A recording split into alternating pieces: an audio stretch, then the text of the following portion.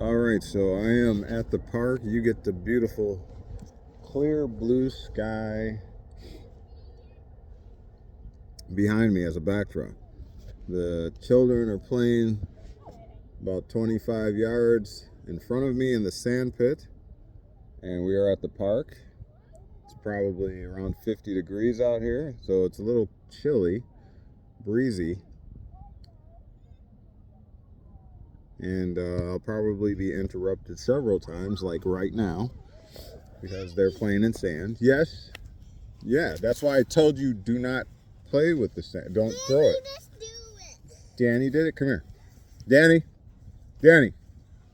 come over here and sit down by me. I told you don't throw the sand. What? No, don't sit on my phone, silly girl. Let me see. I don't know what to do for you. You're just gonna have a sandy mouth. Show your tongue. See what happens? That's why I say don't throw it. I'm gonna have to give you some chai tea. I don't know what to do. Here, let me see. Yeah, that probably doesn't feel good. Sandblasting your tongue. Hey, you gotta spit over here. Spit over there. Spit it out of your mouth. Remember those days. Danny, you're not supposed to throw the sand. That's why, so you don't get it in your mouth. Okay, go over there. Go and play. Do not throw the sand. And you got it in your hair, too. So you're not listening to what I told you. Okay, go play. Go. I don't want to hear about it again, okay? Don't throw sand. Don't throw salt either. All right. Oh, you're still there. Let's get back at it. So anyways, I brought my book. This is my journal that I've been keeping. I found it at Goodwill. And it says, it's backwards for you, 365 Leadership Summit. So if it once belonged to you, it's now mine. Anyways, I wanted to share a few notes. I said that I would go over mind, body, and soul with you. So I'll touch on that, try and keep it to the 15-minute mark if I can. If the children interrupt me too much, I'll probably have to continue it. And yeah.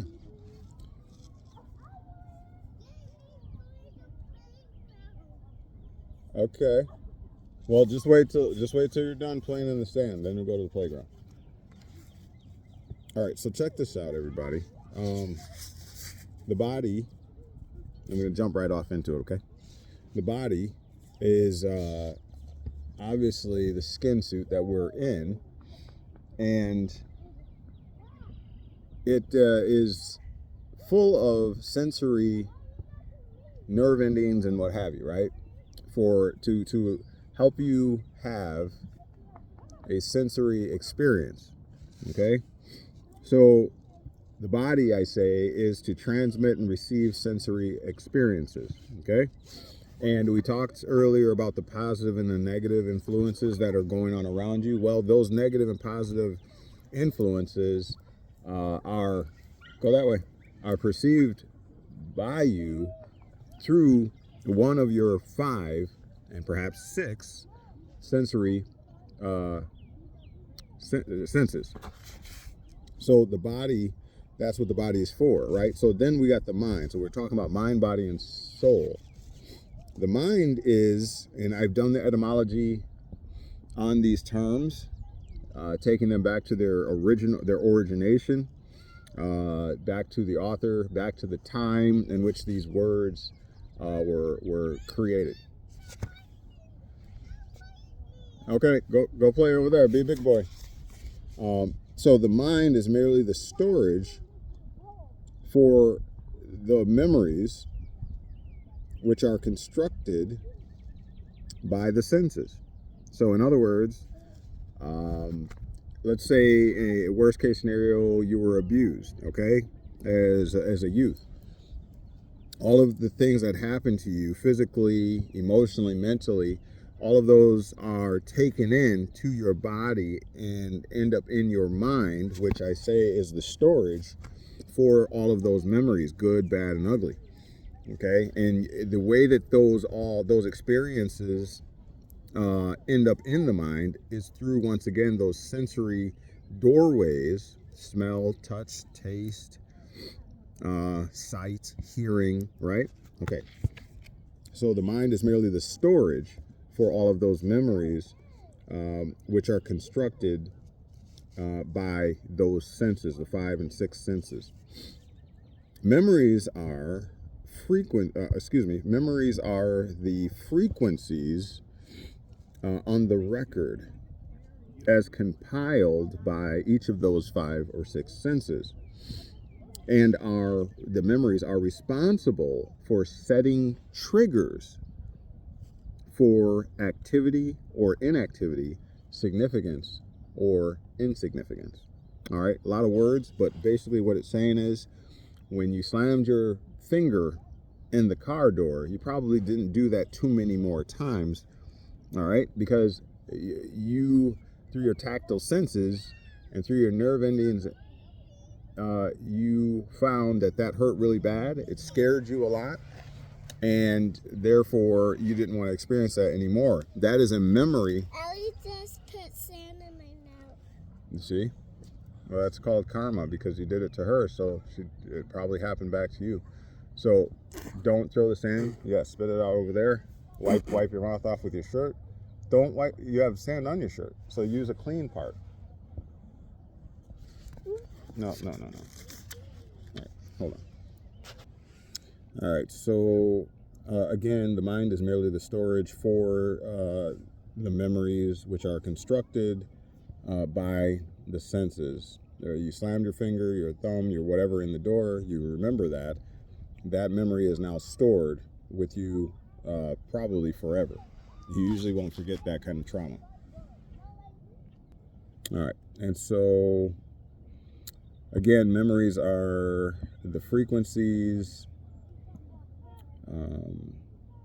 on the record as compiled by the senses, and are responsible for setting the triggers for activity and inactivity, significance or insignificance, meaning that those memories, because you remember the trauma, are going to now act as triggers, meaning when next time you're around a door, a car door or any kind of door, that memory is going to come to the forefront of your mind, and you're going to be like, oh, I need to watch my fingers or whatever, because I remember getting my hand slammed in the door before. So now that's a trigger. The memories are triggers, and you're either going to act or you're going to not act.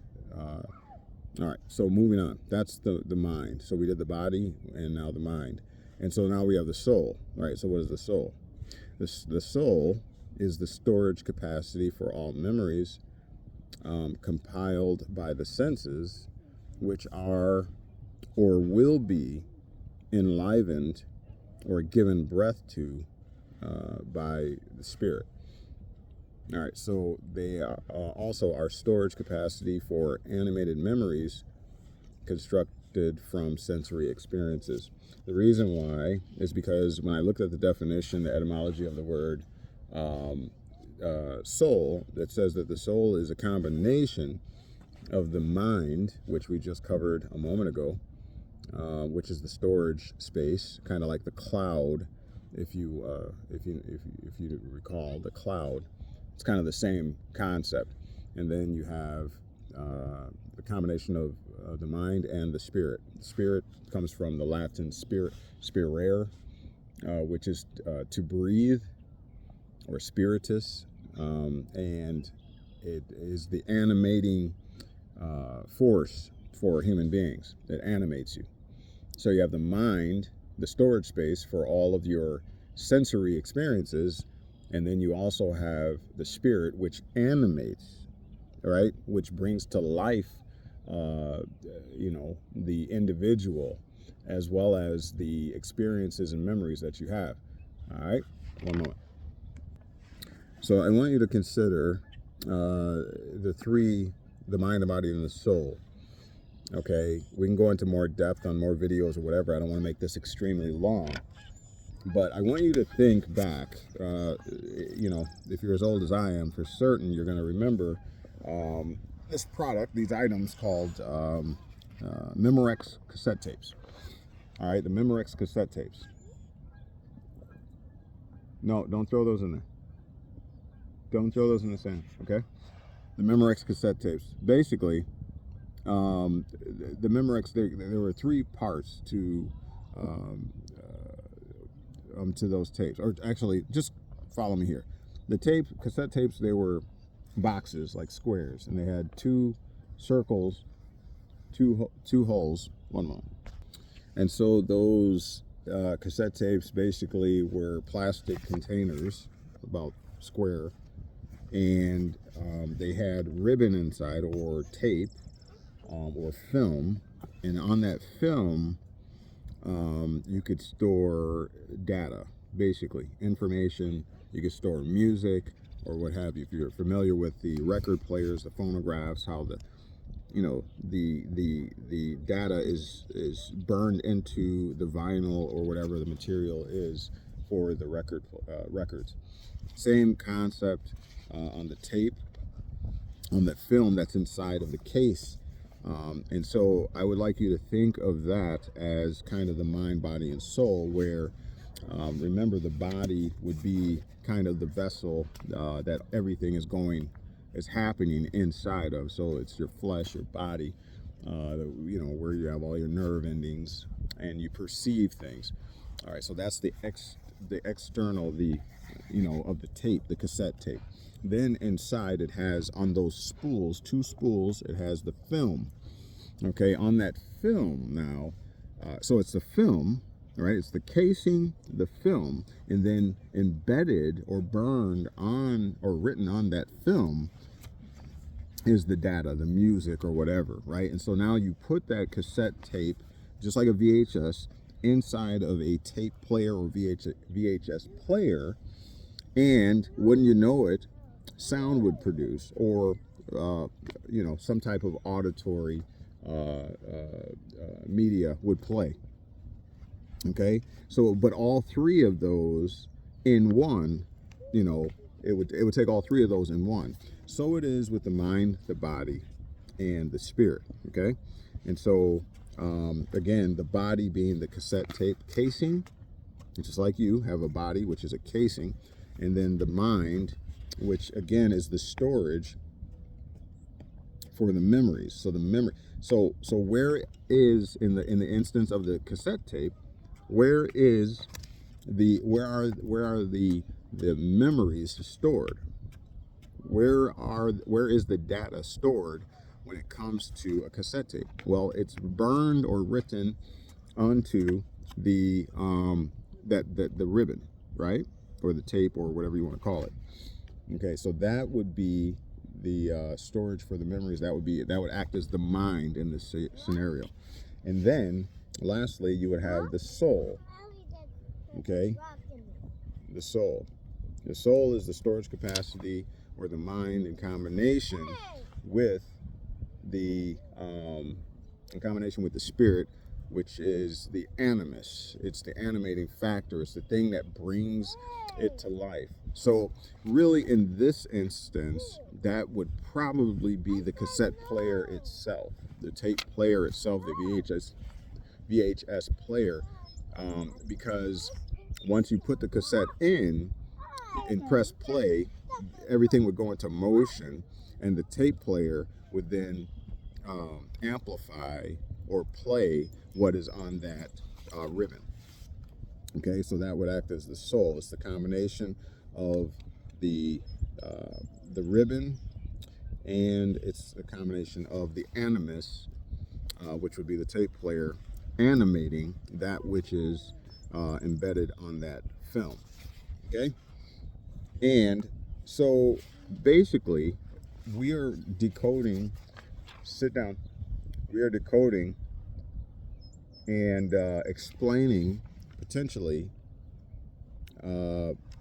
what the purpose of the human is on this planet, right? And again, we'll go deeper in. I don't want to go too much longer. And so in order to do that, let's look at the parts of a human being: mind, body, and soul. All right.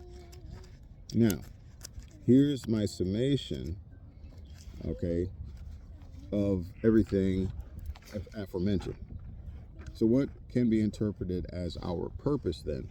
So how about, first of all, we're dealing with the body to receive both negative and positive frequencies. Frequencies are the things that are trapped and recorded onto the cassette tapes and the VHS tapes and even the CDs and DVDs, right? Those are, it's literally frequencies, sounds, waves, and frequencies, right, that are embedded.